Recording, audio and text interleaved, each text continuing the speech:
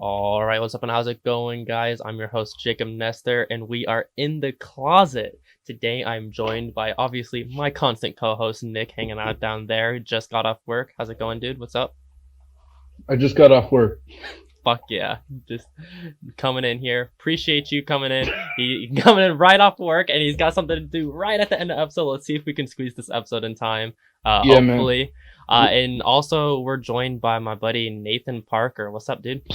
How you doing? Hey, doing pretty good. How are you? I'm pretty good. I'm pretty good. Nathan, he wrote in his Nolan list on the Nolan episode that we did. Who had he Oh, was one nice. he was one of the two who had Memento at number one. So obviously trash list, and I hate him. Um, Wait, did you say Memento at number one? Yes. Interesting. That's fair. I know a lot of people that What put can I say? Memento at number one. That's no, a great no, movie. it's fine. It's a good Jacob's a movie. fucking hater. It's a good movie. It's fine. Whatever. We'll move past that though. We're gonna go into the non-spoiler what we've been watching section as always. If Nick, you wanna kick us off with what you've been watching recently?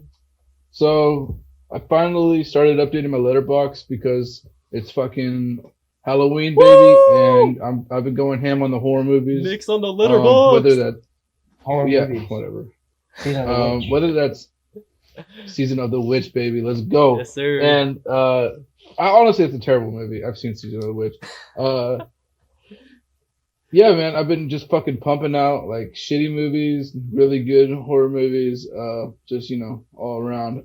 But some highlights of this week. I've watched like at least two a day, man. But some highlights is Climax. The This Gaspar Noé. latest Gaspar Noah. Yeah, whatever. What? I don't even know Uh, if I said it right.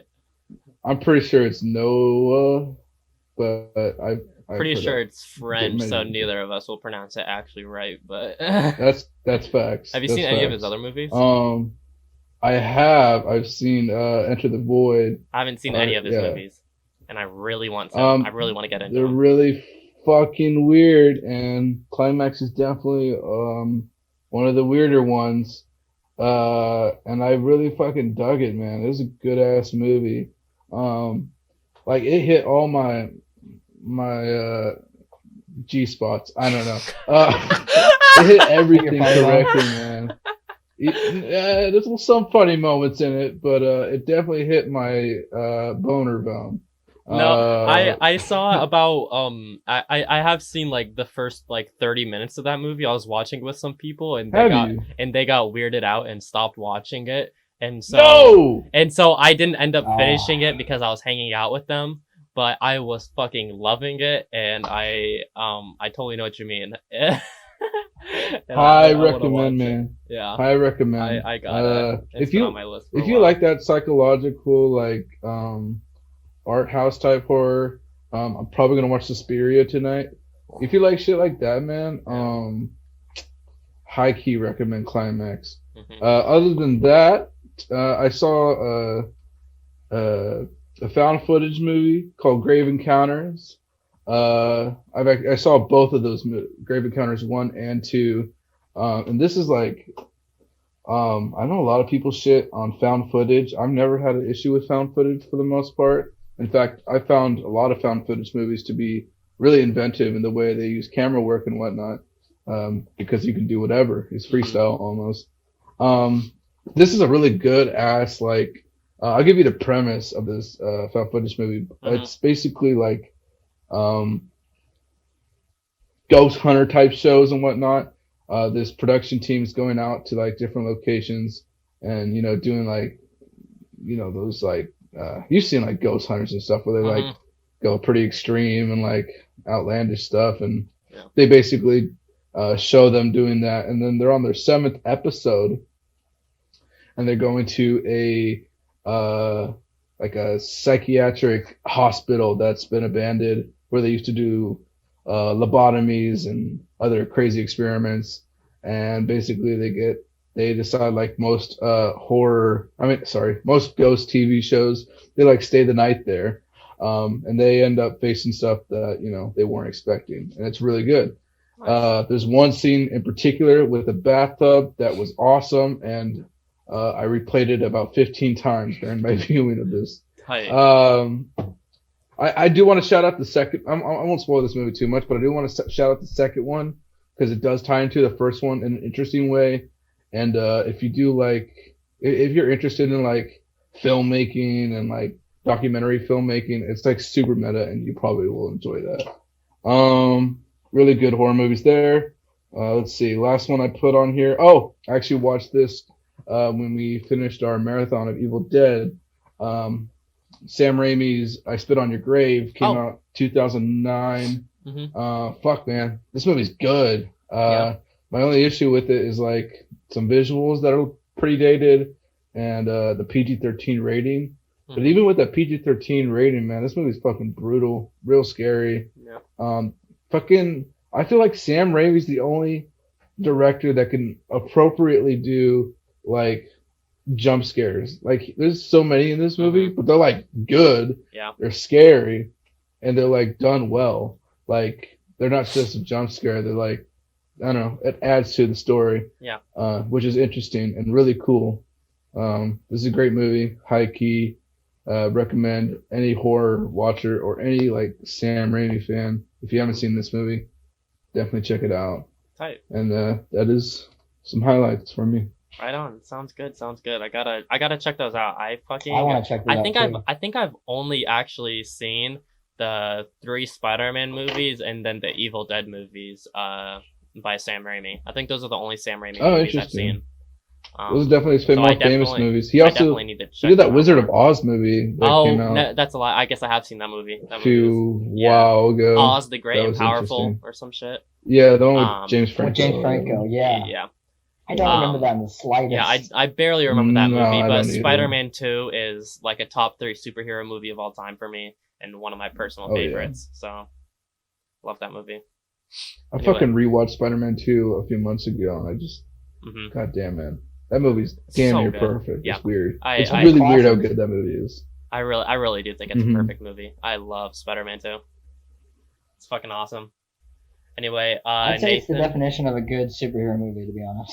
Oh, for sure. It's like definition of like a superhero movie where they use like the element of like oh my god, he's like, you know, on his lowest of lows, he's like, you know, doing the worst job in the world, and like you have to care for him. But, like, I give a fuck about Peter Parker in that movie, and I don't know, the villain's fucking amazing. Alfred Molina's great. Oh my god, yes. We'll stop talking about Spider-Man, but I fucking love that movie. Maybe we'll do a podcast on Spider-Man 2, so we can just gush about it for a while. You should just do it on all 3 of them. Yeah, True that. Maybe we'll see. Anyway, though, what have you guys seen this week? My picks. Yeah, Nathan, what you been watching? Well, I've been on a horror binge this month. Of course. It is the Season of the Witch. When I said that earlier, I was talking about the song. I didn't know there was a movie called Season of the Witch.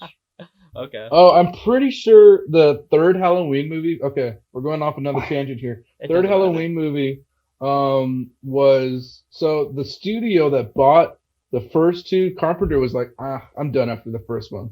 Yeah. And he just like produced the second one, but the third one, the studio was like, let's get away from this like fucking Michael Myers shit. I actually haven't seen it, but I'm very interested in that. Isn't that the one with the pumpkin It's a heads? whole nother, like, they wanted to go anthology style, and it's like a whole nother movie. It's really weird.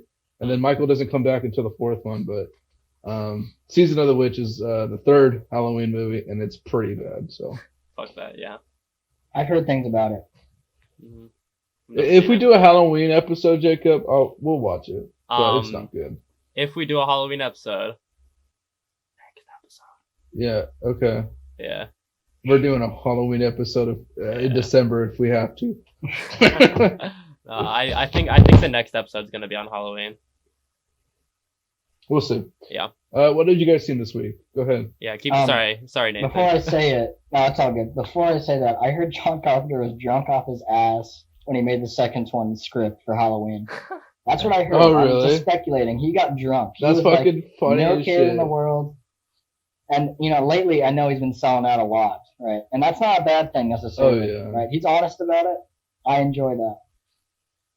At least Speaking of John Carpenter, though, go ahead. I have been watching a lot of the movies recently. This one, They Live, Ooh. is one of them. Mm-hmm. Very good. And the second one, which isn't a horror movie exactly, but it is a John Carpenter movie, Big Trouble in Little China. Yes, A classic. I've only seen The Thing by John Carpenter. Really? That's the only Carpenter movie Really? I've seen. Dude, You've I've never seen like almost all of them. They're Wow. great.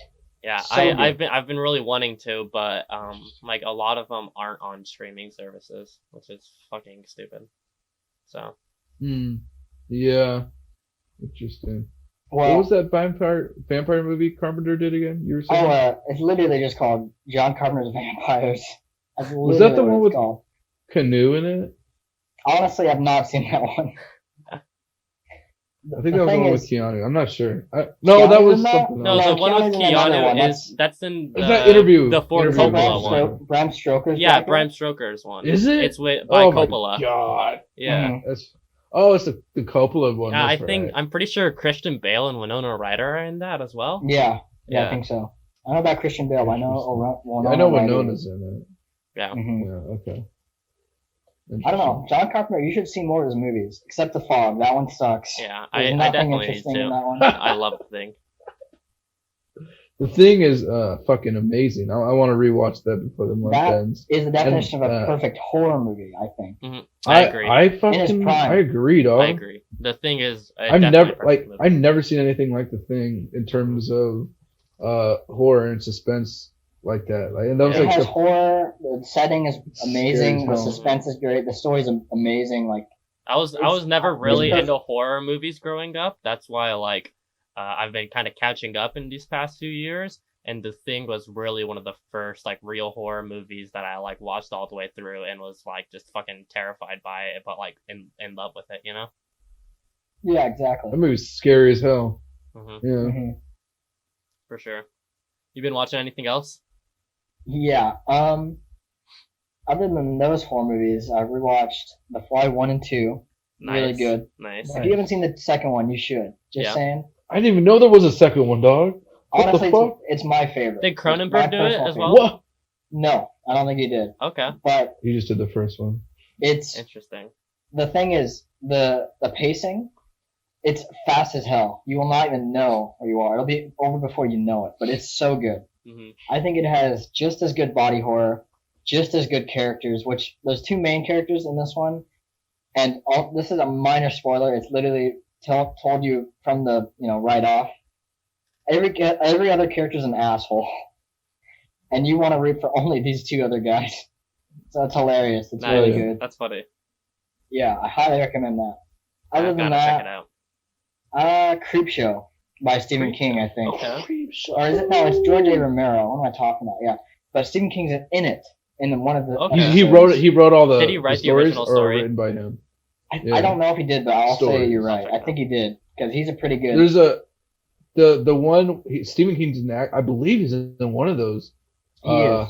And he's the farmer, and he's like, I Yeah. remember specifically, You he seen like it? picks up this shit. He's like, yeah, he's like picking up this thing from this like thing that just landed in his fucking yard. He's like, meteor shit. Yeah. And I just He's like, that's "This is gonna like make me the only thing I rich." remember from that. That's the only shit I remember from it. Yeah. Original And, screenplay by that will Stephen always King. crack me up. Yeah. Yeah, the whole thing is, it was a joint project that they did together, because there was a bunch of short stories that Stephen King actually wrote, and then he was like, "What? I got my fucking filmmaker buddy. Let's just make It was a into comic, an right? anthology."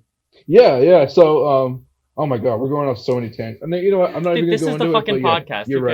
cares? This is every single You know what? I episode can of the show. easily This arrange tangent. this train back into it because I heard Stephen King actually helped. What's the word? Fund Evil Dead 2. He made Really? a company or something. I thought it was He called did. Rosebud. He did Oh. fund it, I think. I think Right he on. literally He did. loved it so much that he went out of his way to make a company and fund it. That's he liked it awesome. that much. And I believe it was Carpenter that helped with Evil Dead 2 as well. Really? I could be wrong. It might be Wes Craven, honestly, actually. Both would be great. I did not know either of those people helped. That's cool. I'll look it up. I'll get back to you. hmm Right on, right on. You got anything else you want to share? It was Wes Craven. One more thing, just for the hell of it. Yeah. Been watching BoJack Horseman. pretty good so far. Tight.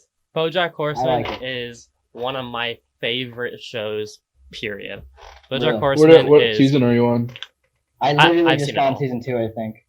I love BoJack Horseman. Yeah. BoJack's really good, man. I think the Glad you're last watching episode that. I watched is when, minor spoiler, I'd say this isn't even a big deal in the show. There's so many elements to it that it would fly past your head, right? Mm-hmm. But when Mr. Peanut Butter gets married to Mhm. his like writer, Yeah. that's where I'm at. Nice. Yeah. Mm. Yeah, that show's just an absolute emotional trip. And the soundtrack. The soundtrack is great, Yeah. weirdly. For sure it is.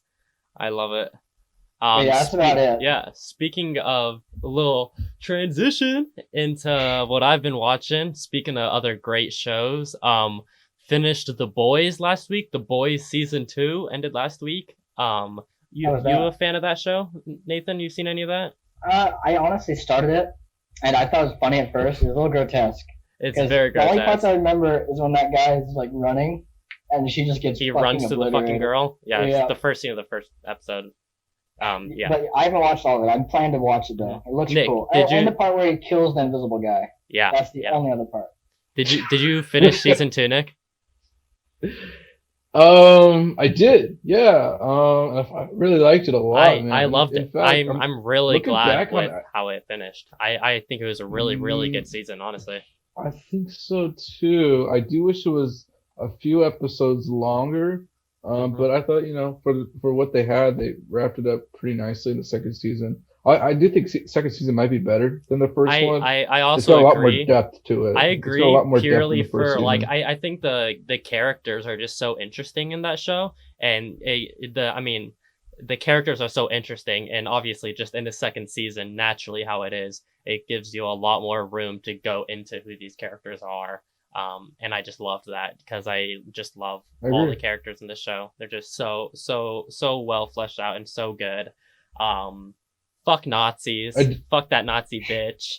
Fuck Whoa, Nazis in America. that's literally a Nazis are spoiler. fucking stupid. That's We can say literally that. a spoiler, bro. I don't know what it is. Whoa, He just talked Okay, about Nazis. yeah, fuck. Just in general, fuck. What do you mean? Nazis. Yeah. But, How like, is that a spoiler? in I'm not terms of saying this- who's a Nazi in that show. That's true. I haven't I'm not seen saying it, and I who's have a no Nazi. idea what he's talking about. All right. Fuck Fuck Nazis. Nazis. But now I feel like second I feel like we season don't. was I feel great, like we though. shouldn't have to say that, but yeah.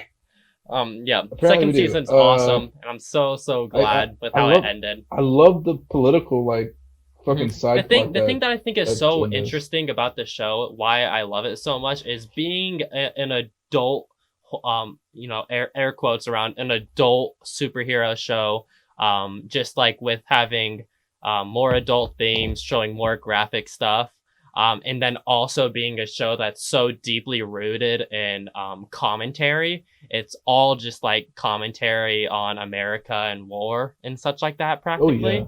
yeah, very and recent. With both of those two things, it's so easy to fuck it up and just be like incredibly cringy, or just take all the super low hanging fruit and just be really not creative when dealing with these types of things. But I think the show's writing is really just so well done, and I think it really teeters that line just really perfectly, and it's just so engaging and so fucking cool.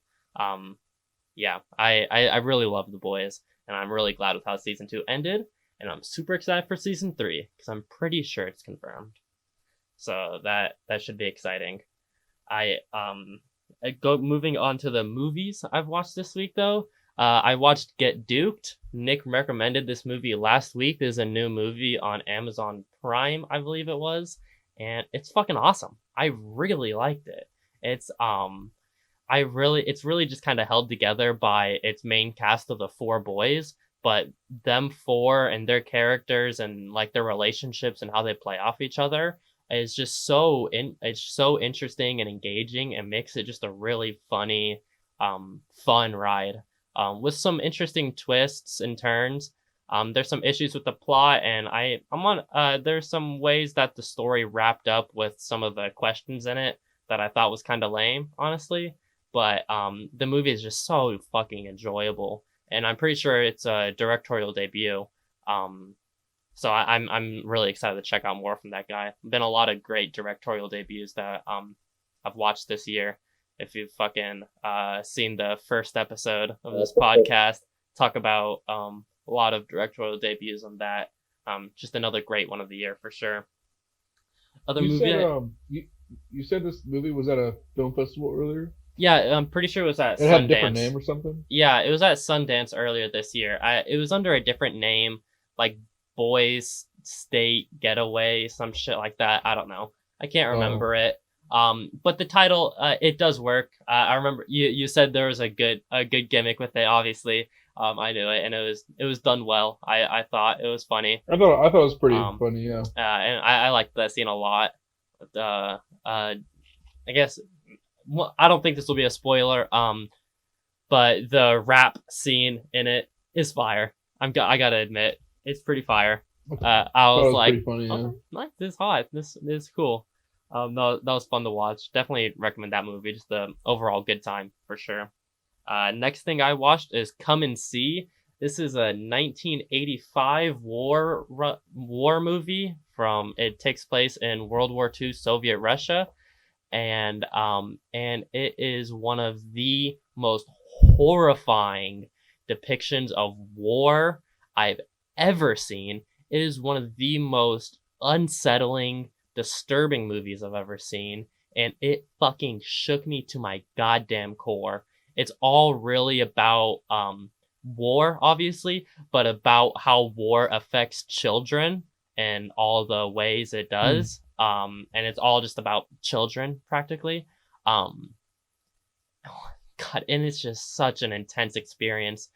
There's a lot of shots that I think are so interesting in the movie. It does a lot of those like POV shots where you're following the person, or like sometimes you don't realize it's a POV shot until later.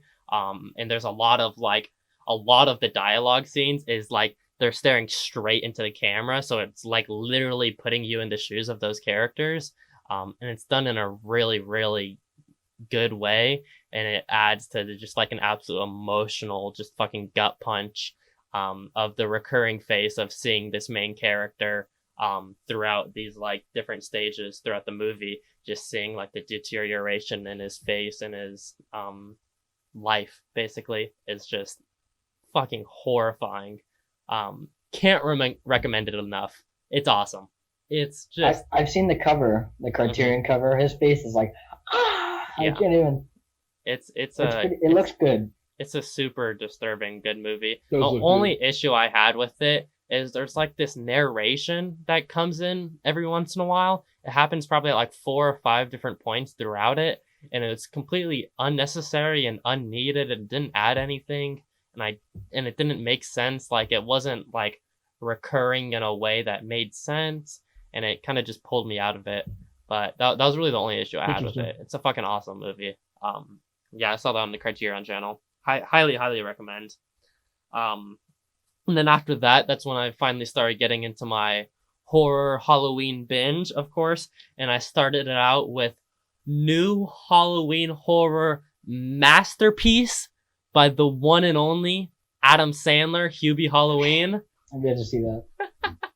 And I gotta this one's say, been in the circuits, man. This is highly regarded by a lot of modern horror fans that I know. one of the best. No, it's not scary at all. It's just a straight up comedy, obviously. And I really enjoyed it. I'm gonna be honest. I really enjoyed it. Okay. It's a lot of the jokes really actually landed for me.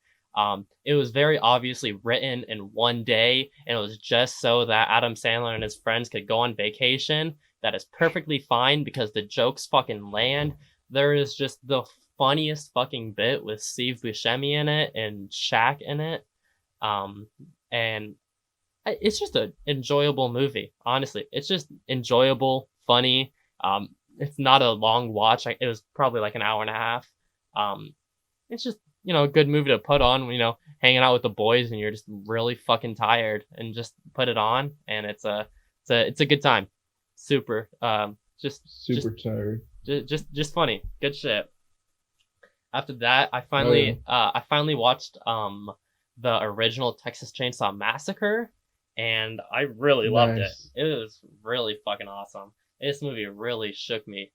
It was spooky as all hell, and it was shot so cool.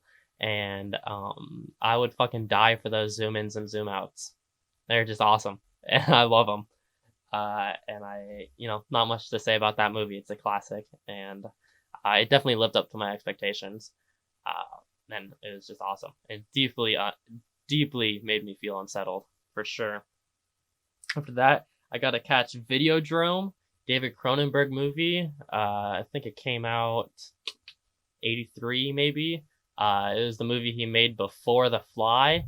And it's fucking crazy. Oh my god, I loved this movie. Just insanely cool body horror, of course, which comes with David Cronenberg movies. But the only other David Cronenberg movie I'd seen is The Fly, which I do really enjoy. I love The Fly, but I felt like it kind of lacked in some substance, and thematically it was just kind of one-dimensional, I guess.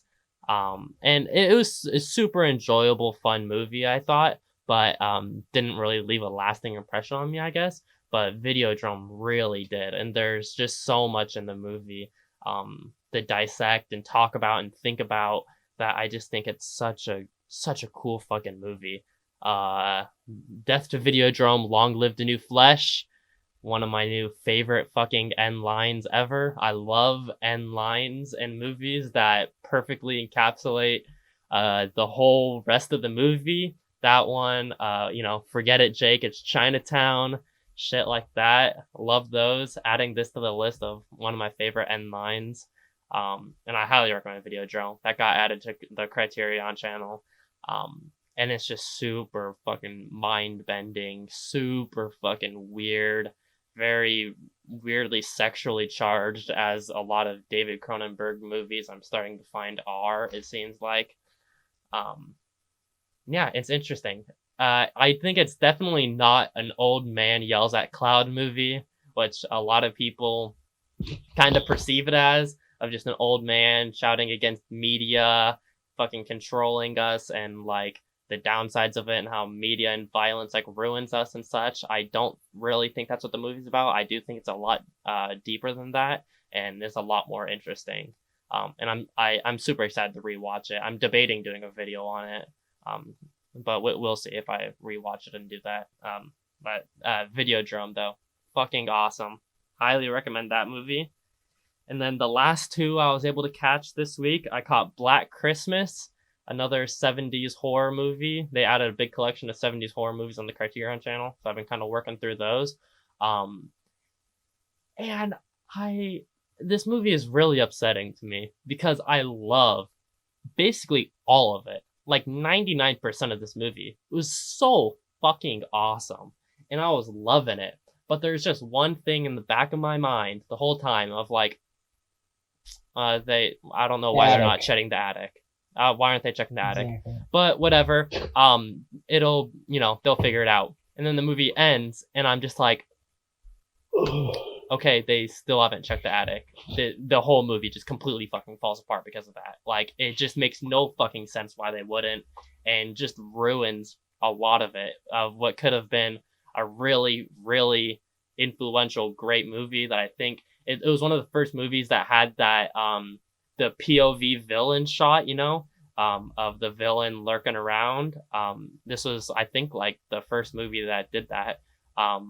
And it's fucking used to great effect in it. All the characters are super interesting, and it's a really engaging story. But it sucks because that one aspect actually just completely fucking dismantles the movie, which is, don't you hate that shit, tragic. dog? It makes me so upset. Yeah. I'd still recommend it. I know some people who do love that movie, and like I said, I love basically everything else, but I just try and forget that because everything else is just so cool, Mm-hmm.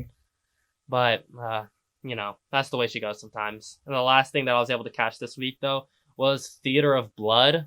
This is a Vincent Price movie, and it's fucking awesome. It's just the title. It's honestly, sick. It's not really a horror movie. I honestly felt like it was just a straight up comedy. and I fucking loved it. It's awesome. It's old ass Vincent Price, who's a super dramatic Shakespearean actor who is taking revenge on the critics who wrote bad reviews of him, and it's just fucking and it's just oh shit. Oh. Google heard me. Shit, they're fucking listening to us. What does Google have to say about Vincent Price? Google loves Vincent Price, of course.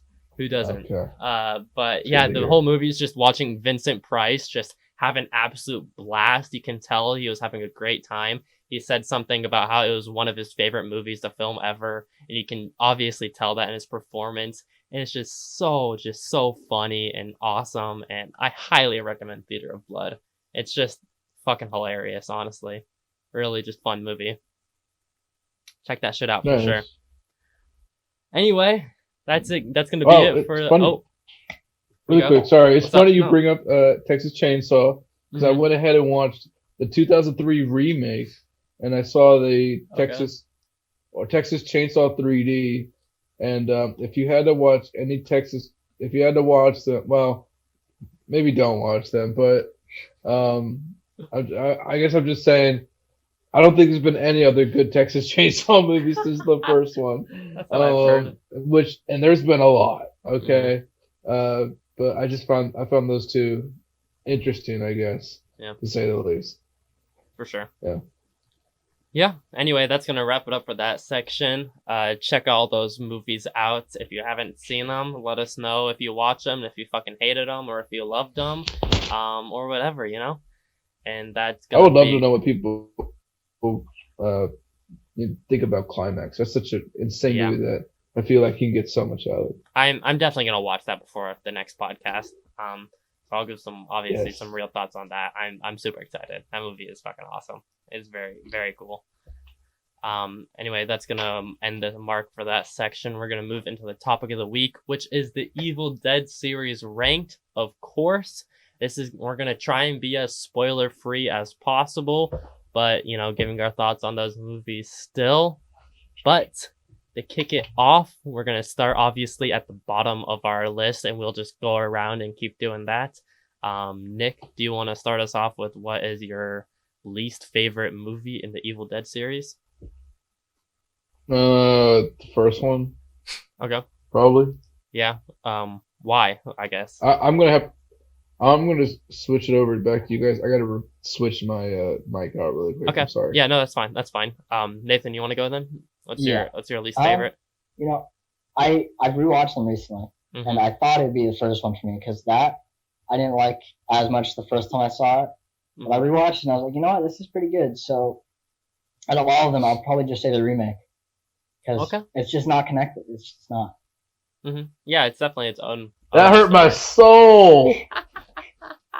It's a take. Ooh, it's harsh, but probably not as harsh on you as what my take is gonna end up being. Which my least favorite Evil Dead movie is Evil Dead 2. And I'd say it's my least favorite by far. And that's all I'm going to say about it. We're obviously going to go into our next section when we honestly go more spoiler in depth into that. Movie. But yeah, Evil Dead 2 is my least favorite Evil Dead for sure, though. Nick, what about you? What's your next one? Number 3 in the series? Oh, we're not going to wait. I guess do you want to talk about sorry, I guess you didn't end up talking about why number 1 was your least favorite. I guess we'll probably go back to it. Number 1 is honestly a pretty solid film. It's just it's got a lot of like just student film issues like lighting, just like shots in the frame that shouldn't be there, and like it's definitely got a lower budget. But I think it's still really good. Yes. Yes. Okay, sorry. No, you're good. Noise. I think it's really good. It's just compared to the other ones for me, I get a lot more enjoyment out of them. So but sure. I think it's great. Specifically, I think the fucking claymation part of this movie is astounding. It looks Yeah. so good. Yeah, it's when the But, bodies are yeah. deteriorating, it's just Yes. it's really fucking cool. I agree. That's probably my favorite part of it. Yeah. Also, it's iconic. It's iconic for laying laying some horror standards for sure. that a lot of other movies took from Yeah, later on. it definitely is iconic in a lot of ways. Do you want to also talk about your number 3, third favorite Evil Dead movie? I'm gonna put number 2 there. Yeah. Okay. And I guess in that we won't talk about that too much, just because we'll actually go in depth. Oh yeah, into yeah. The next section, but I'll just say I'll put number 2 there, and then we'll get into it then. So. Okay. Yeah. Nathan, what about you? Your third favorite? Probably Army of Darkness. Oh, My okay. third favorite. Interesting. Why is that? Why is that? I honestly assumed that you'd have that higher because you have the Army of Darkness shirt and such. Yeah, well, I just like, well, to be honest, like, they're all connected, right? But Army of Darkness just doesn't have the bloody gore as the other two did. Like, it wasn't as, like, it's still a rated R movie. Mm-hmm. Like, there's a part that I distinctly remember that, like, I was like, this movie needs more gore or something, but then Bruce Campbell just says, fuck. Like, fuck out of my face. I was laughing my ass off. But, Yeah. like, I don't know, like, it's not really a con, but the Skeleton Army could have been a lot cooler, I feel. They were kind of a gimmick. Mm-hmm. I agree. I actually I swear to God there were shots where, depending on how the soldiers, like the real people, were interacting with the skeletons, it would obviously, because of that, it would be different. It would either be CGI or claymation or such. But I swear to God, there were certain shots when it was like a human specifically interacting with them. It would be a dude in a fucking skeleton costume, and it was like very, very obvious. Yeah, I was like, oh, this is a little weird. It was a little cringy that they couldn't do that in a better way. I gotta say something about that. This is like this is probably my second time seeing Army of Darkness yesterday, or a few days ago, and that I specifically remember that being like an issue for me on my second watch. It didn't bother me at all. It didn't bother me personally. I just noticed that. Well, no, like it bothered me when I first watched it. Yeah, bothered me, and like I was like, this is real dated. I don't know why people still like appreciate this. But on my second viewing, and we'll go into it, I fucking love Army of Darkness. I really did. And that stuff like that and the effects and whatnot, while being dated, didn't bother me at all. But, for sure. Yeah. Yeah. That goes into my number 3 in the series. I got to give it to the Evil Dead remake. And like I was saying, how I have, I think Evil Dead 2 is pretty further down compared to the other 3 in the series. I did enjoy the remake quite a bit.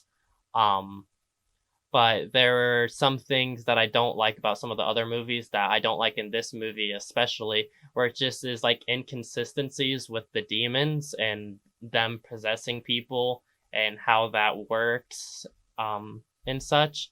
And the biggest thing, this will I am gonna say a spoiler right now. The biggest thing for me was when he buries his sister. And then he's like, no, and he digs her back up, and then she's fine, and then she's fine for the entire rest of the movie. That completely ruined the entire ending of it for me, honestly, because I was like, what? She was possessed already. Like, I don't understand how she's okay right now. Like, this doesn't make any sense. And somehow a battery and a syringe just like stuck in her works. Like, what the fuck? It's kind of funny though. I don't know. It really didn't make sense, and like I said, it honestly did. You're right. It did ruin the ending. Demon movie where people were throwing up blood and stabbing each other with needles didn't make much sense. I'm sorry, I forgot. Yeah. It doesn't make sense. It's not. Also, this is not a good thing, but you can make an argument for the Evil Dead movies being incredibly inconsistent up until the series being incredibly inconsistent. Like the Necronomicon or whatever, and that's is like 3 different types of books with 3 different like types of like spells and pages and whatnot in all the movies. And then the third one, it's basically like a fucking Bible, basically. Like, I mean, in the series, it's a Bible, and it's like literally like a Harry Potter spell book. And it literally flew and bit him like in that Harry Potter movie. Yeah. Yes. And that one just sucked him in and made his face weird. I feel like there's inconsistencies in this demon horror series, but I feel like the big thing with me for that is what I meant though is like they showed that it was a very common thing that these demons would do, that they would be possessing someone and they would switch back into a normal looking face in order to deceive the person in. And then they would do that, and then obviously I would switch back around and fucking kill them. That was a thing that happened with practically every single character in the movie. So when that didn't happen with that girl, I was just so confused. I was just waiting. I was waiting. I'm like, all right, when is she going to turn back? When is it going to be the reveal that she's been fucking with him? Like, obviously she's been fucking with him. And then it doesn't. And then she ends up being the hero and the like lone survivor of it. I'm like, what? What do you mean? I have some weird science, maybe. Might explain that. You know how... Go ahead. There's 5 people, right? And the book needs 5 souls. So people say that her soul was taken, therefore she can't be possessed anymore because the demon already woke up. Exactly.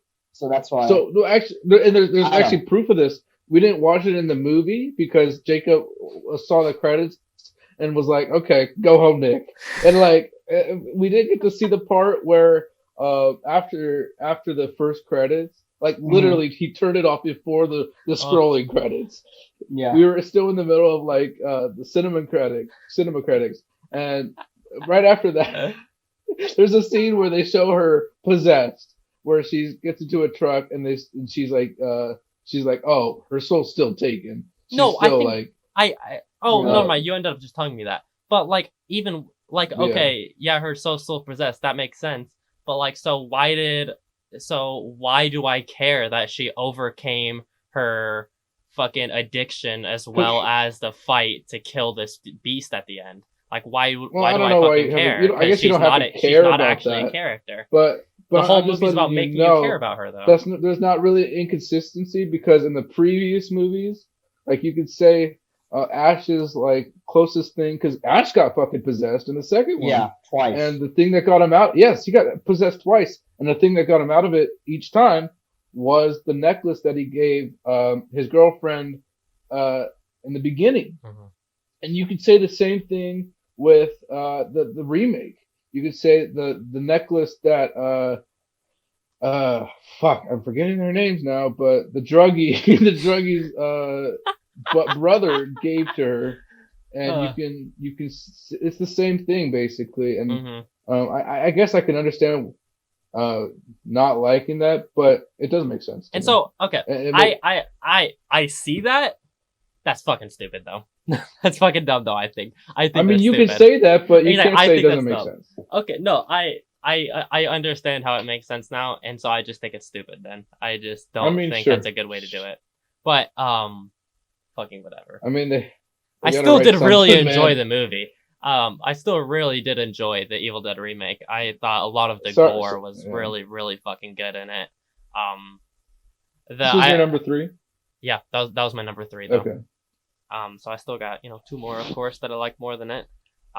Nick, what about you? What's your number 2? I think you're on. Number 2 is Army of Darkness for me. Okay. Yeah. And this used to be like my least favorite one, actually. Or like close to least favorite, but if I had to rank them.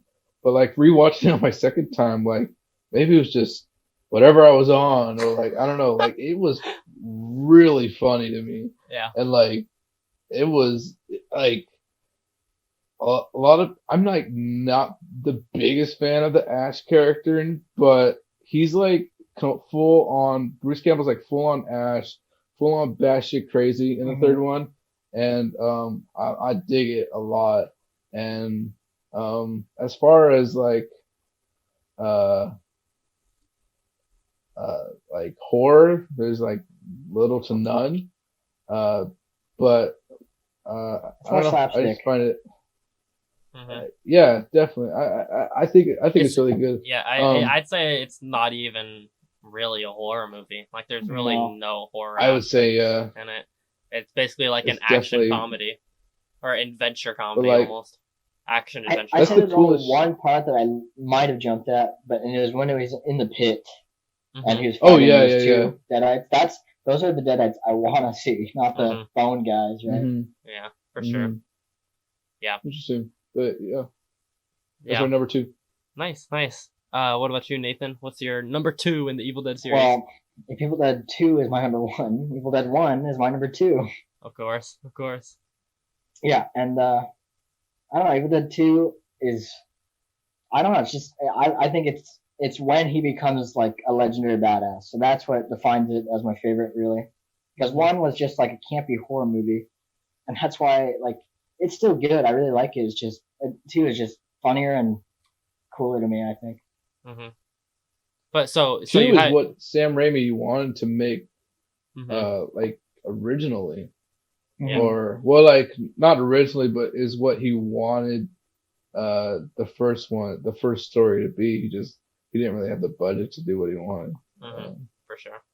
That, but yeah, the Yeah. second one is excellent in my Right on. opinion. Yeah. For my number 2, this is honestly tough, but I think I got to go with Army of Darkness for number 2.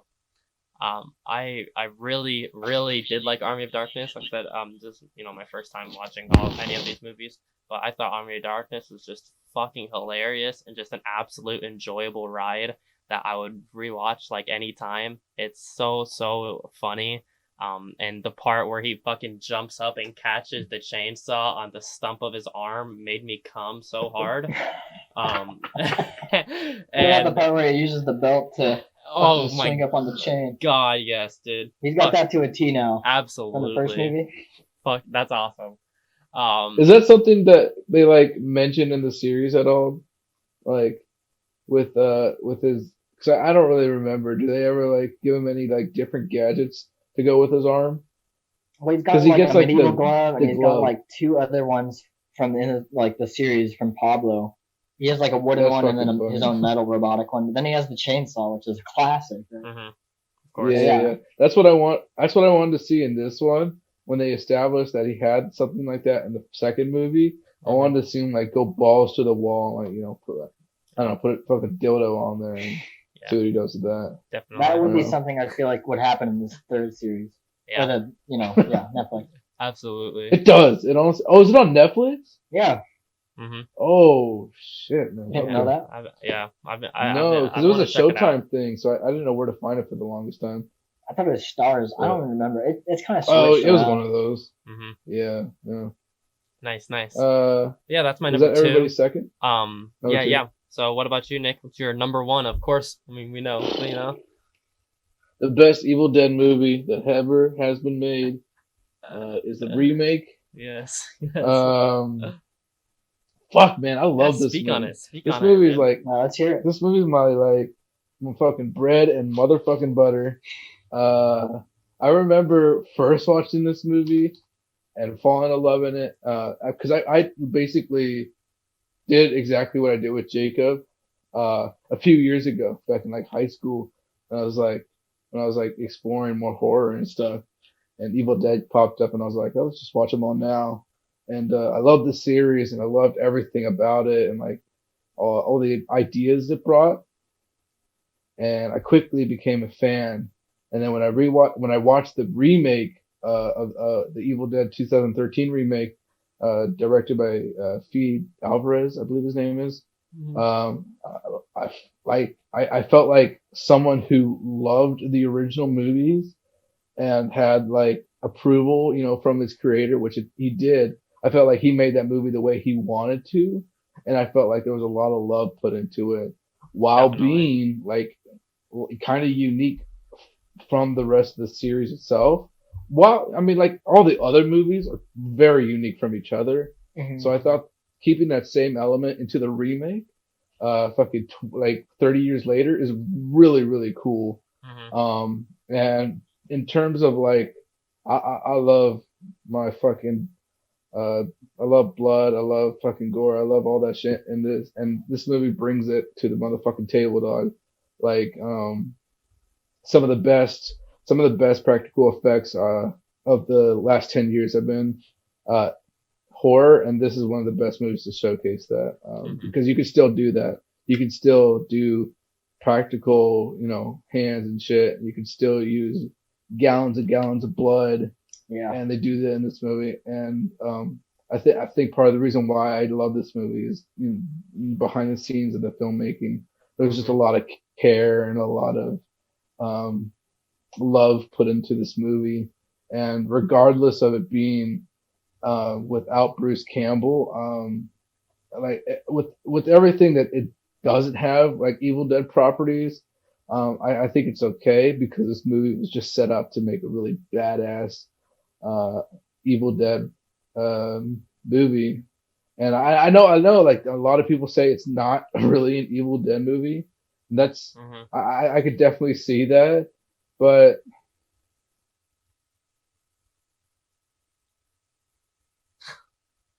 Oh, oh, you cut out. oh, You cut out on. oh, I can see that. but The- like, oh, I don't even know what I was saying there. Oh, I can see why You're good. people don't like the remake, but I guess I do. I don't know what I was saying. But yeah, I Mhm. love it. Yeah. The I, remake's I, awesome. I do actually think you said something about like you didn't care about the recovery aspect of the movie. I thought it was an interesting element. Yeah, like I Um, said, I in thought terms of it in terms of was addiction, interesting at first, well, and it's in terms of like people, 'cause I've personally been witness to seeing people come up with withdrawals. It's mhm, real hard experience for who's ever in the house with them. yeah, Um, and I saw a lot of honest like uh, while there's demons and people blistering off their skin and shit mhm, going on in this movie, I saw a lot of honest representation of what that feels like yeah, for a lot of people, and I no thought that doubt, was a good element. no doubt. Um, Yeah, there's a lot of heart yeah, and emotion in the remake that I definitely think is there and palpable and really good. yeah. Hmm. Also, just the best kills, the best gore. Seriously, like I'm What's your not even favorite kidding, man. scene? Like in the whole movie, No, the probably gore. the scene. My favorite scene is definitely the scene where why am I forgetting their names right now? I would know all their names, but when Mia. Olivia, There's an Natalie, I think. I think there's a Natalie, Hillary, I have no no, idea. who's the teacher guy? the You know what I'm teacher. talking about though. But it's when Olivia's in the bathroom, she's already Yes, possessed, okay, you're and talking about she's the like cut bathroom into her scene. fucking Yes, face, and teacher guy walks and in, he. and Oh, and that's she's it. like I'm not doing gonna this to her spoil it if mouth. no one's ever. Yeah, Yes, no, if no one's ever I love seen it. Evil Dead remake, I'm not gonna spoil it. That scene's bad fucking ass. One of my favorite scenes of all time I The agree. in noise any horror itself movie. is pretty horrifying. I agree. That's a top It's tier so well series of done. It's so that's a well top done. tier moment of the series. I remember that scene. Try not to give away too much of it, but he slips at one point, and me and Nick at the Oh same yeah. time both go like, "Oh shit!" Like I knew it was It's fucking coming, and I awesome. was still like It was like, flinched at that. "Ooh." Yeah, That it was scene's sick. amazing. I So agree. yeah, that's my number one Evil Dead remake. I love the Evil Dead series. I love every single movie, even my least favorite. I love the first one. Um, oh, I didn't mention this is the first, the second Evil Dead that has like a full on like five people cast in it rather than bringing in like side characters to fill in those spots. Mhm. Okay, And I like that a lot. I nice. thought that Yeah, was good. for sure. That's cool. Yeah, sick movie. Um, Nathan, you kind of already spoke on it, and obviously we'll go more into it in the next section. But Mhm. you want to kind of just give a rundown of your list again, I guess, and just Well, why you love Evil Dead, I guess. Evil Dead 2, number one. Mhm. Evil Dead 1 is my number 2. Armored Darkness is my number 3, and the remake is my fourth one. And not because I don't not like it, it's just I like the other ones a lot more for my own personal reasons. Not saying it's bad. It's good. I like it a lot. It's probably the most grotesque, horrifying one, to be honest. Right? Like gore-filled especially. And just like... For sure. Yeah, just like, you know what I mean. But like... Yeah, I mean... Evil Dead 1 is pretty scary sometimes. Like, there's some good scares in there, and there's some pretty grueling moments. Like, the moment where that girl takes the pencil into her, like, Achilles heel God. is horrible. That is... horrible. That right there is the most, like, squeamish making me scene out of the entire series. I forgot about that when I rewatched it. That scene it scared the shit out of me up, dude. Exactly. Yeah. I hate when people stab things near your feet in general. And then disgusting. The twist. Oh. Yeah. Fuck, it goes on for so long. They like too. Stood on that. They like stood on that shot for a good 5 seconds of her just like gouging it into their foot. Exactly. It was good. Yeah. But the whole series, I mean, Army of Darkness doesn't have that gore, which I like about the first two a lot, which is why it's at the third. If it had, like, organs and limbs and corpses, like, for the Army of Darkness, it'd probably be maybe a little over the top, but still, I'd probably like it a little bit more. I don't know why. But... For sure. I like how in the first two, Ash gets the most injured he's probably ever been. Like, and the reason I like the second one a lot is because you see him cut off his own hand, and he's literally like, he just wants to stop this fucking thing. Like, he is ready to do whatever it takes, and he literally cannot be killed. Right? He is like the most stubborn.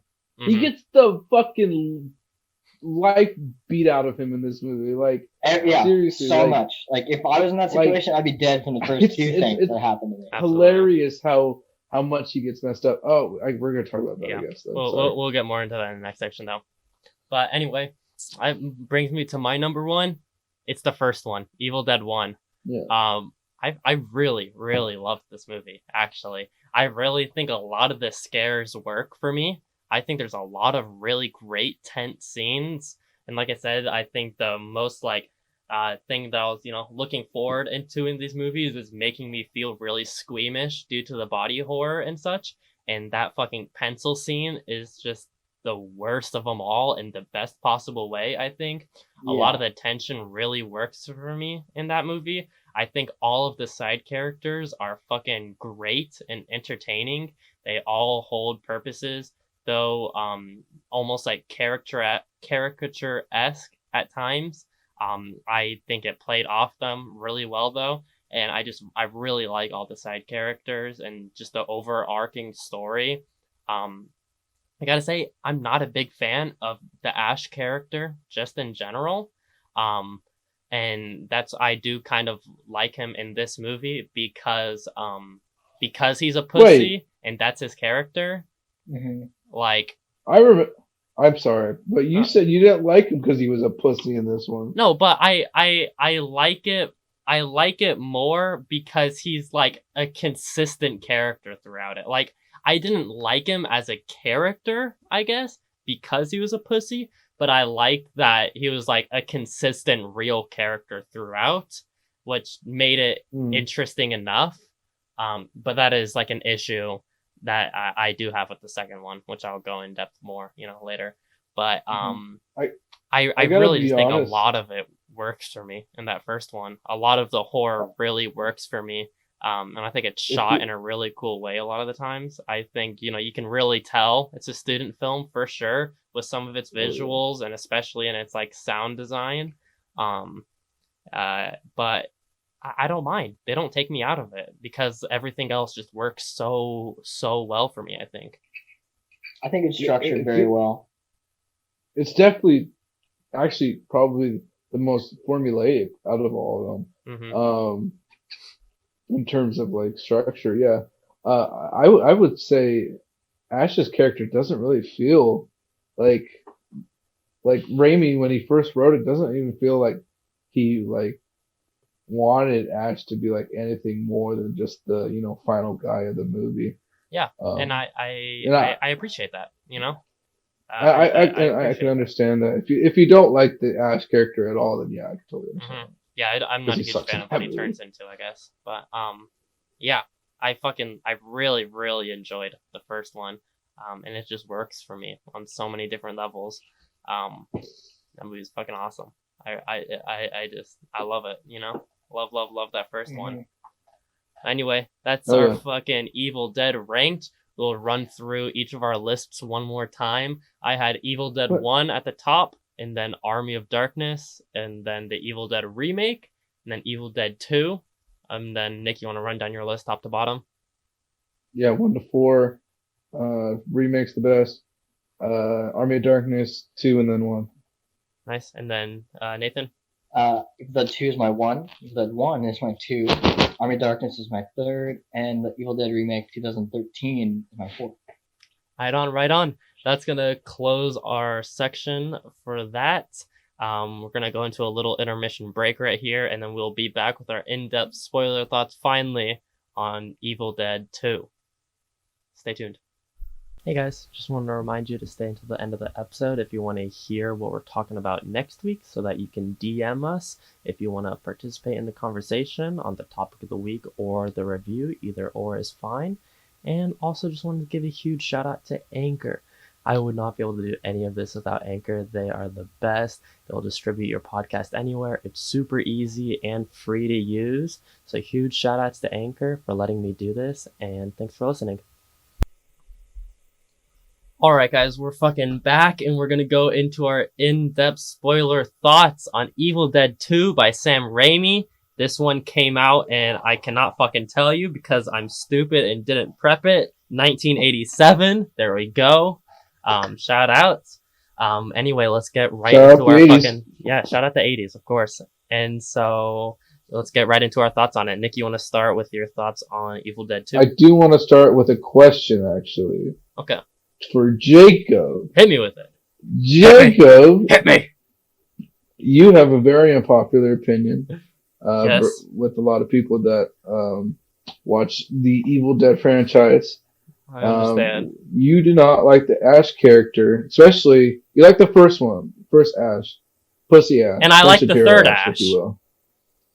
And I you do like Ash. And, interesting. I do like Ash in Army of Darkness.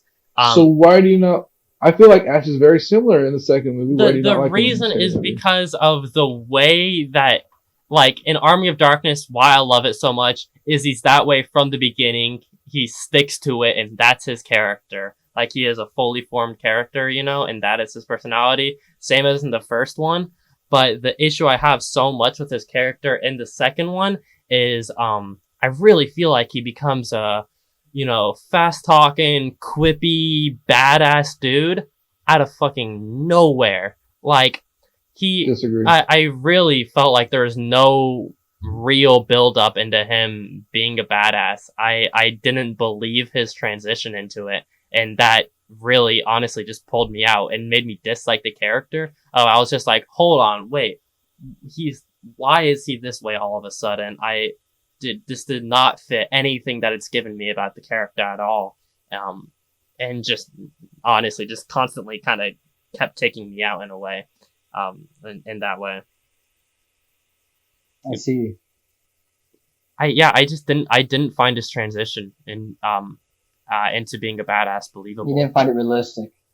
I didn't find it believable for the world Was that he they even built. a badass though? I mean, Like, he when said does he groovy, actually though. be- That's exactly when he became one. That I is was the gonna most say, badass thing he does. He starts saying he's like, ooh, do some sugar baby, Mhm. and shit like that. Like Yeah. way before he ever became crazy. But like, I want to say, like, was he ever badass in the second one? Oh, for sure. Yeah, I think 'cause at he least was he just- tries he to was be. just- Like, I I think he was badass in the third one, and they definitely established it in the last scene of the third one, where he's like a complete badass. But in like the second one, he's like just a guy that's going fucking insane in this terror house of demons that are tormenting his mind and making him going crazy. He doesn't really do anything badass up until maybe the last few scenes. He's just a guy with a fucking chainsaw that he just chopped off his hand. He puts a chainsaw on his wrist and starts running around screaming. Like, he's not really much of a badass up until the last scene, I would say. I don't know. I do feel like I can understand where you wouldn't like where a character is like At one point, like they actually do this really well. They play because this is a trope in a lot of horror movies where the character is like a stoner dude, and then he becomes like the badass of the movie. Yeah. They actually make fun of this in the Cabin in the Woods movie. Yeah, and they do it in a great way. That trope, I just don't see it in The Evil Dead. I don't know. Maybe it was just me. Yeah, but I do agree with that take. Yeah, it's just uncharacteristic actions and motivations from him that I just didn't find believable with compared to the other, basically 2 hours I'd seen of this character beforehand, Wouldn't you say though, you already said that, that first hour and a half of that character you just witnessed is a completely different character, like a completely almost different movie. Yeah, exactly. So that's it. It's so different. That's why I find his transition hard to believe. I feel like I can believe it easily because he's lost everything, and the cabin is literally just toying with him. Like at this point, it literally does not give a single shit about what it does to him, and he knows and he has no way to escape. Yeah, and like these woods. Yeah, I think he figured that out. So I think he's literally just doing whatever it takes to survive, even if it may be going in a laughing fit randomly. Yeah. Everything in the room is laughing at him. The like 15 minutes or so from right before he cuts off his hand until right when those other people get there, fucking amazing. Yeah, the whole scene of him cutting his arm off and the whole scene of him like going fucking insane, I thought was fucking awesome. But that wasn't a scene that made me feel like, okay, that's like that big break in him. Now he's gonna be, for some reason, really quippy now and really like, well, I guess that's really the best thing I think of, like quippy in his dialogue. But he did hit his head a lot, like a lot. For sure, he gets fucked up in these movies, which is hilarious. He gets after he gets his hand chopped off by himself, he takes so many falls, and that doesn't even put in perspective how many times he gets possessed in that movie alone. That probably made him even more crazy. And by the way, seeing himself in a mirror, that he's literally just like grabbing himself, and he wakes up like this, like it never happened. The doors like closed again, like he's going insane. I feel. Absolutely, I fucking love that scene as well, Jake. Yeah, that whole just because of its insanity, man. Yeah, and it all starts off really with that acts the shit out of that. It's fucking awesome. Yeah, I love that. Something I think they should do more is because when they come to the cabin and then he shoots them and then he gets tackled down. I love how they could not understand what the hell he was on about, what happened to his hand, or they didn't question it really. I wish they did. I kind of wish they was what the hell is this guy just? They don't question it, do they? They just say, "Hey, he killed my parents. It's one of them. My parents are dead. Where are they?" Yeah. They're like, "Where's my dad?" Yeah. Shut up! I won't listen. Anything. Yeah. They're like, "I gotta find my parents," and Ash is on the floor just writhing, just with a chainsaw next to him. Wow. I thought that was that actually. One of the reasons why I don't like the second one is because of that side plot with those characters. Yeah, that's I fucking kind of hated all of them. All of those side characters are really uninteresting. They're all they kind of seem like they drive the story forward, and that's about it. That's it. They were definitely plot devices. Yeah. Character. Yeah. Yeah, and that leads back into why I love so much of that first one is each of those characters, especially Cheryl. I love the character of Cheryl in that first movie. And she, something that's really fucking important in horror movies is the scream. Now, whether it's a man or a woman screaming, usually in a lot of horror movies it ends up being a woman screaming a lot. That's just kind of how it ends up going in a lot of horror movies. Oh, sorry, I'll fucking cancel me, I guess. But, and that's obviously fine. I love it. I love screaming in horror movies. But there's a real fucking art to getting a great scream. Cheryl had a really great scream, I thought. Ash has a really great scream. One of my favorite screamer of all time is does have a good scream. Cheryl Lee in the Twin Peaks series.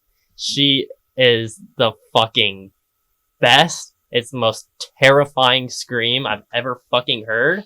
And maybe it's just because I had just finished Twin Peaks right before we fucking marathoned Evil Dead, but I had other characters in Twin Peaks as well who have just incredible screams and then the Cheryl scream, which is great, leading into number 2 with that I think her name was Annie, with the most fucking annoying worst horror movie scream I've ever heard.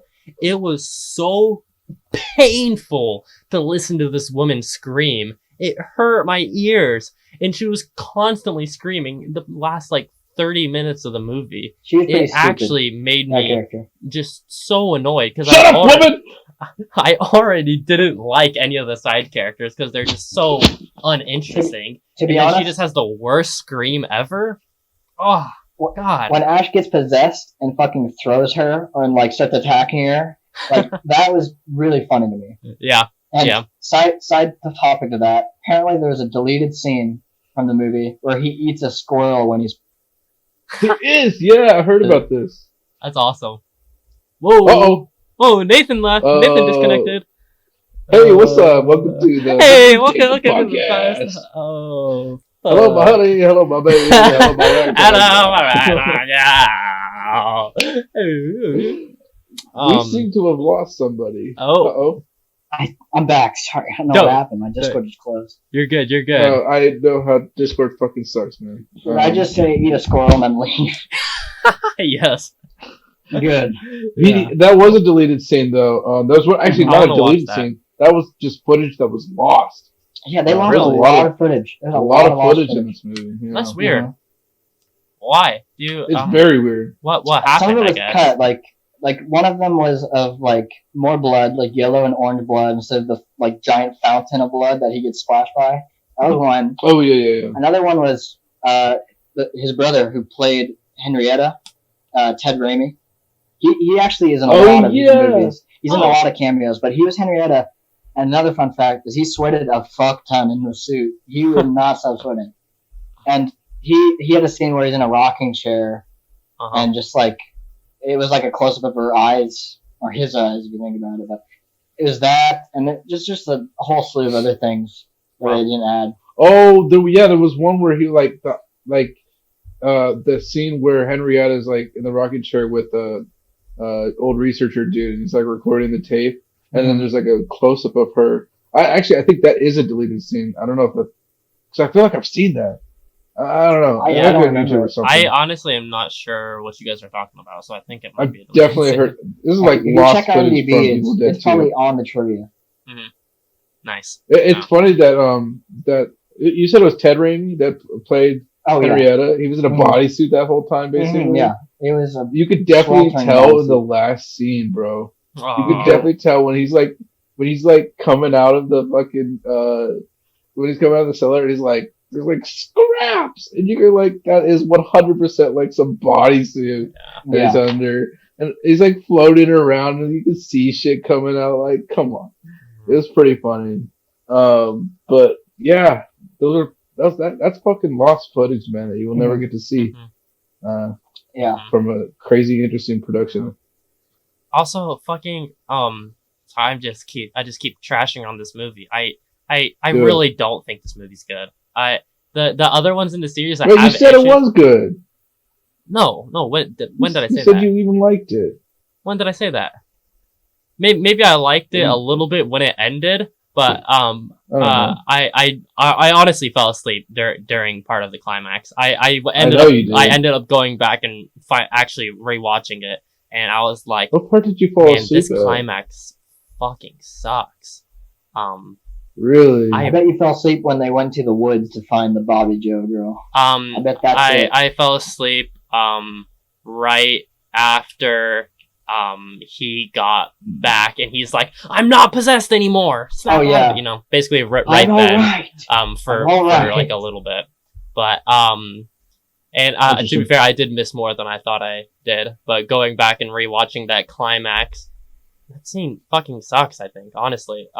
Especially like with the suit with the fucking snake head thingy. Yeah. Is like, come on. There's so much in all of these movies where, like, I don't have an issue with practically a single one of the visuals in the first movie, honestly.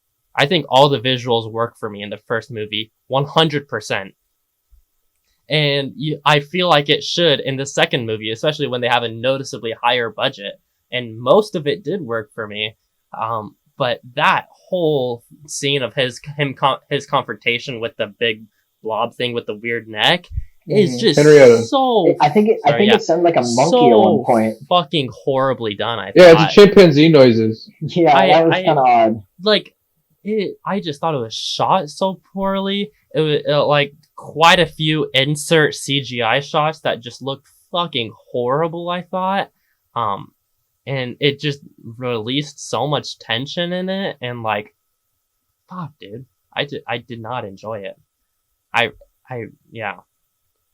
You were tense during this movie? You fell asleep. No, I wasn't tense, but I mean, it takes the tension out of the scene, I think. Like, there is tension in that scene, I mean, and I think it loses all of it when it cuts to the very first insert shot of it. I'm like, oh, this looks fucking horrible. What?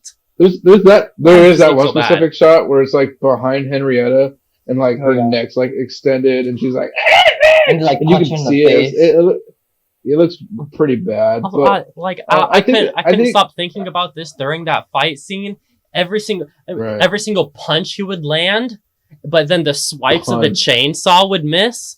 I'm like, what? Like the punches, Henrietta would just fucking take them, but then when he'd swing the chainsaw, she would dodge them. I seriously, like, during that, I'm already fucking not really enjoying the movie and already nitpicking it, of course.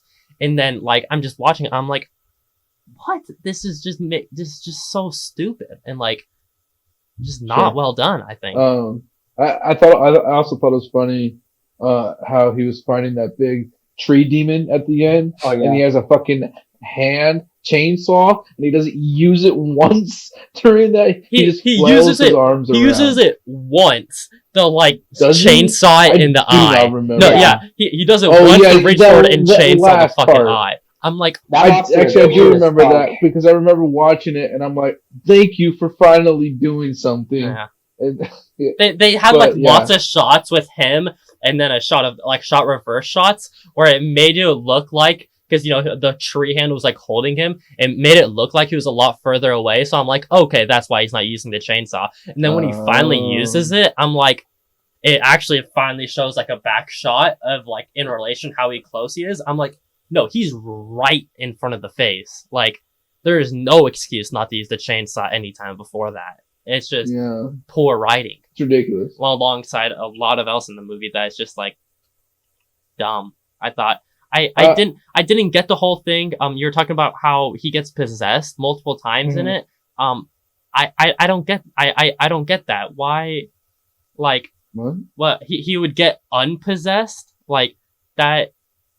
I just kind of thought that was dumb and didn't make any sense. He was the only one who didn't get possessed. I think it's fair to just like have your expectations be like completely abolished is when he can get possessed randomly, and then it's like you kind of want to root for him more because he could get possessed. But at the same time, it's like it's like I don't know. He can just get possessed. It's not like there's a movie here. But at the same time, Evil 2 is easily more funnier than the first one.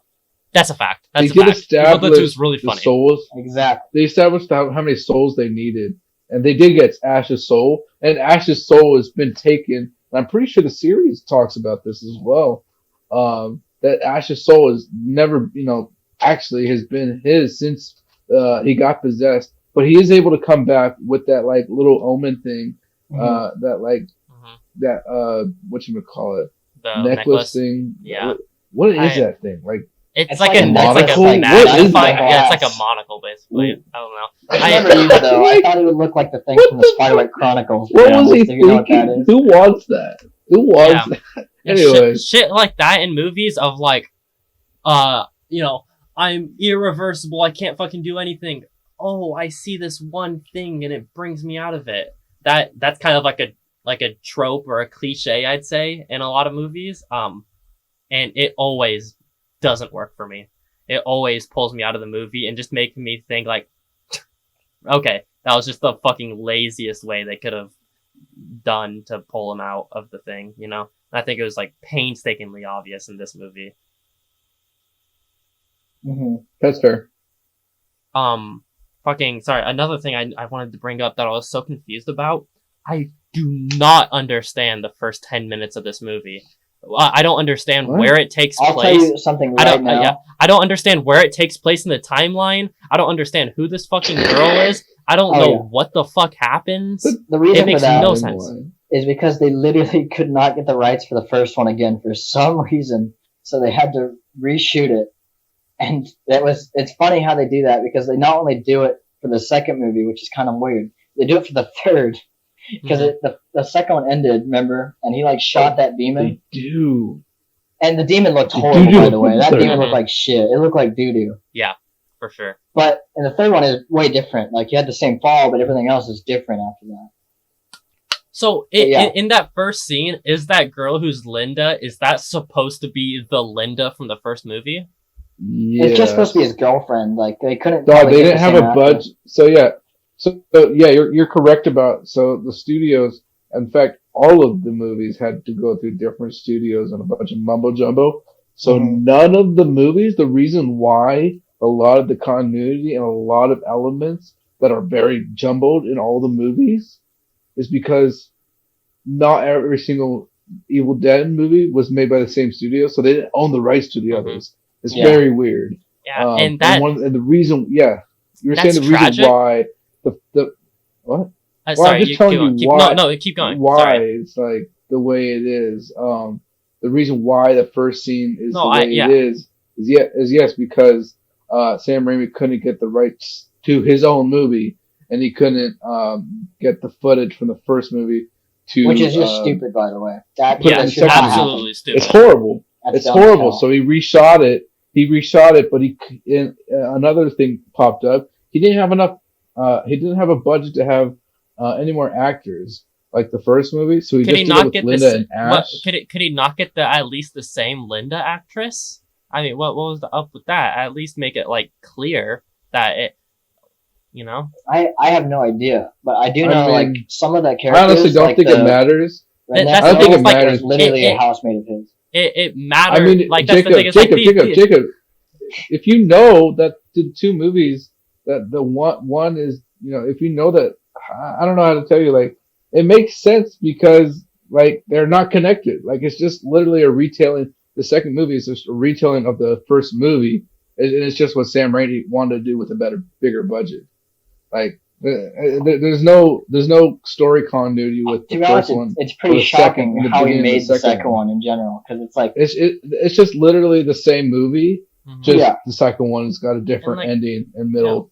And the ending isn't really an ending. He literally just gets sucked through a portal and then is in another place. Okay, like that all makes sense, and that's really fucking tragic. A lot of that stuff, but I mean that honestly just makes me dislike it. Like, those continuity things are an issue to me, and they do bring me out of it, and they do make me enjoy it. Interesting history, though, how that is an issue, though, because we didn't think that's an issue in the future, but it was for them. So, like, you're gonna play dumb and say like, I'm sorry, this is like bothering me, but you're gonna be like, they are continuity. You're gonna just keep it that way in like headcanon, basically, and like say that they are, because I'm confused. Because like, if you understand that they're basically two separate movies of the same story, then like I feel like it's not that hard. And then I just don't enjoy that. Like, I don't know. I mean, so you don't like that, but I just don't like the fucking movie. If you don't like that, I really just don't like really any aspect of the movie.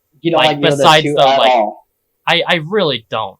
Like, they're the only redeeming thing of Evil Dead 2 for me is that like 15 minutes where he cuts off his hand and like starts going loony and insane. I will say that's probably my favorite part. Basically everything else about the movie, I really think fucking sucks. I don't like any of the characters. I don't think they're done well anyway. A lot of the visuals are just straight up fucking worse for some reason. I think there's a lot more interesting shots that Sam Raimi goes for in that first one. I think he just kind of plays it almost a little bit safer. Like even those like the classic fucking shots of it going through the forest.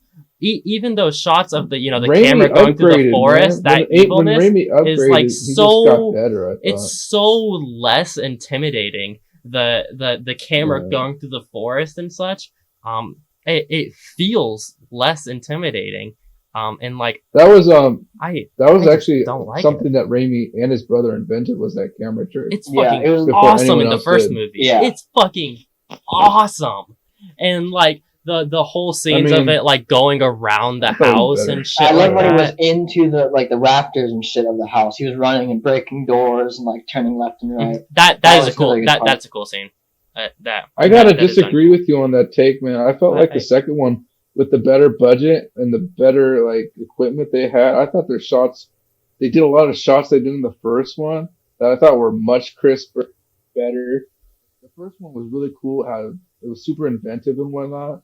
But like, yeah, like I felt like he made the movie he wanted to make the second one, and it's just that much better. The thing is like when you see the first one, you want to see the second one and have it be similar, right?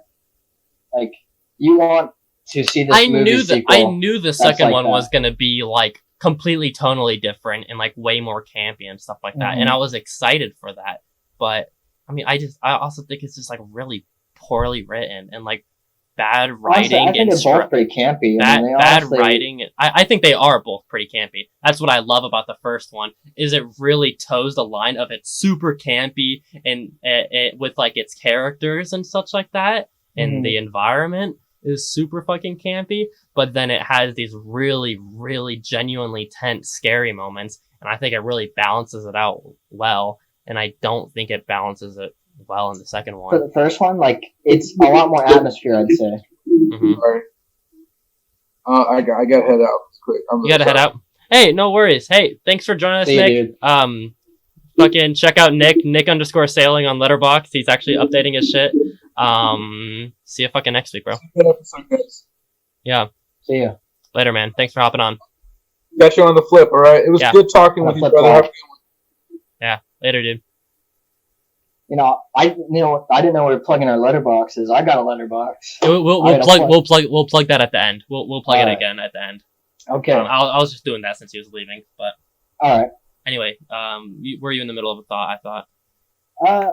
Well, I was gonna say, kind of off topic, earlier topic maybe, but if you like his scream, you should play him in Dead by Daylight, because he screams all the fucking time. Nice. Does not shut the hell up. He's like the only character in that game that talks. Seriously, he's seriously the only one. I swear to God. That's and cool. I'm glad they got him, because he's a legendary character. Honestly, like absolutely, he was made for that role. He was like Anthony Hopkins level of Hannibal Lecter. That's dope. Yeah, he is super iconic in his face and the whole character. And like I said, I love him in the first one and in the fourth and in the third one. But man, I just really don't like the second one. And like I was saying, I just think the writing is really poor, top to bottom. And that just kind of gets on my nerves a lot when it's just like bad characters, I guess. I don't know. To be honest, I would like the second one more. Well, I do like it a lot. Right? I'd like it more, even though it is my number one, if it was more of the same, like, scenes with just him. Because you would never expect him to be able to survive this long with all this shit going on, as well as, like, you know what I mean? Like, he's basically insane at this point. He's literally chopped off his own limb. He's literally chainsawed his girlfriend's head off, which already is, like very fucking spastic. Insane. Yeah. Yeah, but, like, if it was more comedy and, like, slapstick horror and gore, just mixed like that without, like, shitty, like, story elements. Like, you know what I mean? Like, more Three Stooges, like, I don't really know what to say. Like, Mouse Hunt, I guess? He kind of did a Mouse Hunt scene with the hand. Yeah. And he flipped him off, Adam's Family type shit. He got mouse trapped and they shot into the wall. And you have the Wes Craven, like, Freddy Krueger type thing going on where he, locks up blood in the ceiling and you make it look like it's coming from the wall. Hmm. But yeah, like that stuff. You said yourself that's your favorite part. It's probably my favorite part as well. Hmm. Definitely. Do you wanna? I've been shitting on this movie a lot. I do want to hear some of the stuff that you really love about it, because I know you have such a deep love for this movie. You know. Well, it's like the thing is, it's such a fantasy horror. It's like the first one was actually scary, but it still was fantasy. This one For sure. is so fantasy, it becomes like comedy. It literally is a comedy at this point. Yeah. But like, he just becomes such an iconic character. You'd never expect, like, it's literally, I don't know, I think I've heard this before, but it's like a 9-year-old took a character and just put a chainsaw in his hand and a sawn-off gun, right? And then ripped his shirt, and then he said catchy one-liners, right? Like groovy, or like, you know, all the shit he It's said. pillow talk, baby. It's Yeah, just pillow exactly. talk. Yeah. It's just pillow talk. Sometimes he literally just doesn't give a shit. Yeah. Like, he'll be like, just get the fuck out of my face, like I said earlier. Yeah. Or like, I love the gags in Army of Darkness. With something that I love so much about that movie is how you know, it has these really one-dimensional characters of these like prehistoric characters, but they play off that with the way how he interacts with them, and it's just consistently just fucking hilarious. I thought, I know and you it was don't a like really Ash good as way much to as do I it. do, but I personally think like he's literally the coolest character you could get. No one else in the movie could outdo him in badassery or being cool. Mhm. Like when he talks to Henry the Red or Arthur, which are both serious and actually good characters, I think. Mhm. And same with like his like girlfriend, what's her name, Sheila at the time. Like she's cool, but like nothing can top him. The focus is always on him. Yeah. Even if he's being a dork, a doofus, you know, stupid. Like when he pours sure. boiling water down his throat, Oh it's not yeah. really scary. It's just like, Oh. man, he will do anything. Mhm.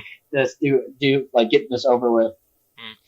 One thing I will admit is like Bruce Campbell really does have such a great presence on screen. He can really just completely dictate an entire scene based on some of his facial expressions and just outlandish stuff that he does, and he adds just a really interesting level and character to these movies that it is really impressive, I think, for sure. Yeah, like it makes me really want to watch Ash versus Evil Dead. you haven't finished it, have you? I haven't seen any of it. I haven't seen any of Ash versus Evil Dead. Yeah, no, I haven't seen any of it. I really want to. I'll say this: the writing is okay at sometimes, but it's really just the same old thing, except he's older and he doesn't care just as much, if not more. Like, and I think I'll like that because of like the way that he's fully formed into that character by the third one is what I love so much about that movie. And so like fully going into that, I think I will really enjoy.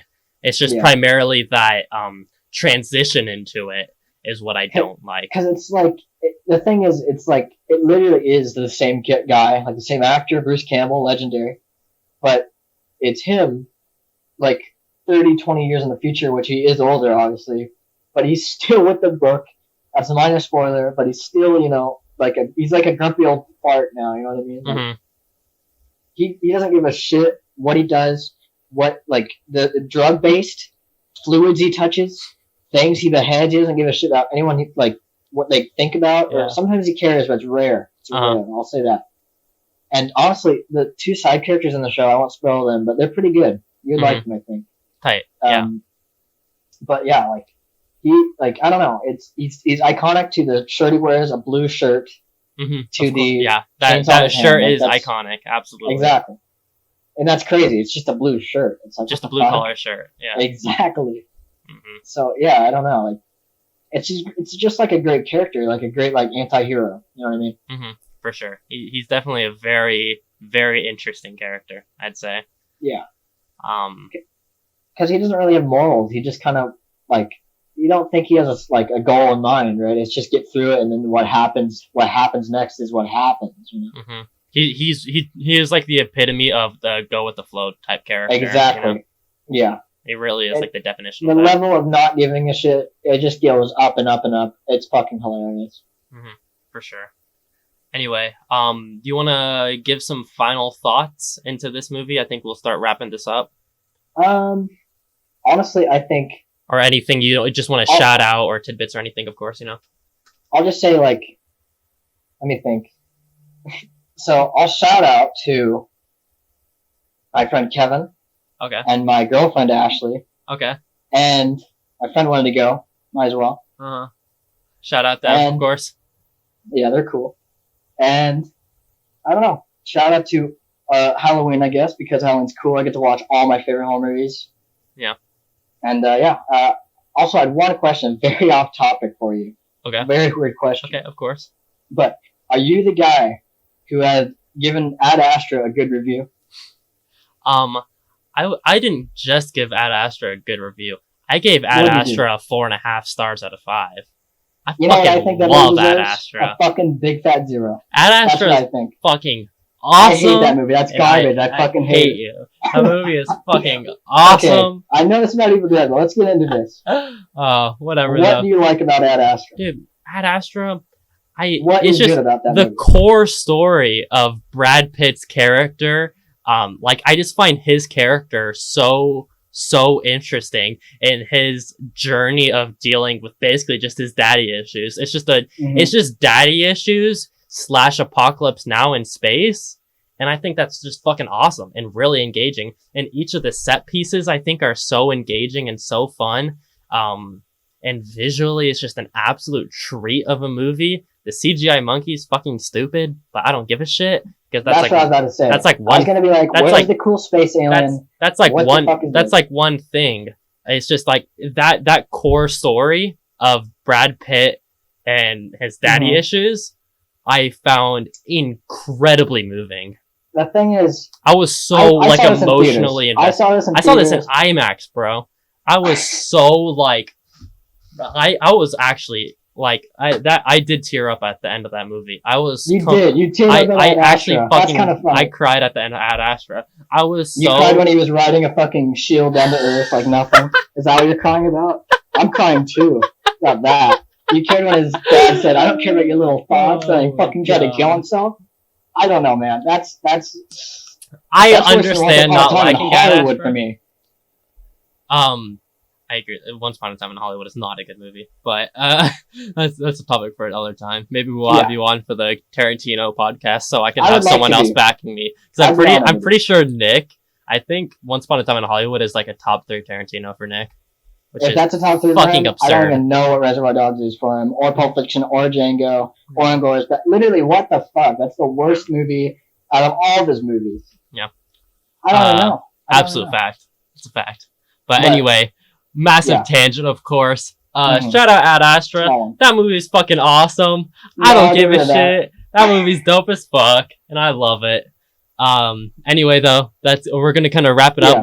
Obviously, I fucking hate it. I really don't like Evil Dead 2, and I'm sorry to people out there. There's really it makes sense. Besides that 15 minutes, I really think Evil Dead 2 just has no redeeming factors to me. And giving it a score, I'd honestly have to give it a 2 stars out of 5. What about you? What are you gonna give it on the star rating? Or whatever 2? Rating you'd prefer. Well, honestly, I rated it an 8 earlier, but now, honestly, I'm thinking about it. I've actually rewatched it. And I've liked it and liked it more weirdly sometimes. So I don't know, I'll give it a 7.8. Right on. That's my rating. Okay. All right. That's gonna fucking close up our review of Evil Dead 2. Shout out that.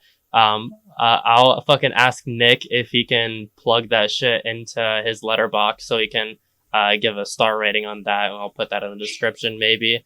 But anyway, that's gonna wrap up this fucking podcast. This is In the Closet with Jacob Nestor. Check it out. Why is it called that, by the way? Because this is my closet. Not to be rude, but isn't that kind of like a gay remark? It is a gay remark. I'm bisexual. I did not know that. Yes. There you go. I'm bisexual. So that's the whole point of it. That's the gimmick. That's the whole gimmick is I'm gay and I'm going back into the closet for the podcast, you know? Yeah. That's the thing. And I'm pretty lucky with this fucking closet space. It looks pretty good. It's pretty fucking big. My desk literally fits perfectly. Less than an inch on like either fucking side touching the walls. It's kind of crazy. You ever get like You ever get it's a weird idea, right? Out of my head, Blue. Like, if you were ever swatted, like, your closet, would they know you're in there? Like, what the fuck? Like, Yeah, bro. they wouldn't even the check it, probably. the door right there, is the door down the stairs into the rest of Oh, the house. really? Slash around the corner is the entire rest of my room. So You have to go take a stairwell to your closet? to my room, yeah. Oh. My room is our house. It's like the master bedroom. It's the only thing on the top floor. And so my room, I pay extra for it. It's basically like a living room / bedroom. I also have like a full bathroom in here and a balcony. That's even better. And this fucking Even big ass cooler. closet. I got way too lucky I bet with this you- space. Of course, I just get really fucking, we gotta get really tired, Of course, That's how, of course. But Of course. yeah, that's gonna wrap up this show. Check out In the Closet with Jacob Nestor either on YouTube or you can find on Spotify, Anchor, or any other podcast share. Check out the other shit on my YouTube. I think I'm gonna be doing a closet quickie soon on the Twin Peaks series. Like I said, I finally finished that, so I'm just gonna we'll see what I concoct with that. But I really just gotta spew out some of my theories and shit for that. But check that out. Follow In the Closet WJN on Instagram or Twitter. You can DM your thoughts and response to the review and topic of the week. Next week, like I said earlier, we are going to be talking about the Halloween series. So if you want to give a ranked list of the Halloween series and your review of the first one, participate in the conversation and DM either of those accounts. You can also check me out, at Jacob Nestor 568, Instagram, Twitter, or Letterboxd. Posting a lot of shit on Letterboxd, of course. Love that app. A huge shout out to that. That's all I got to say. You got you wanted to shout out your Letterboxd as well?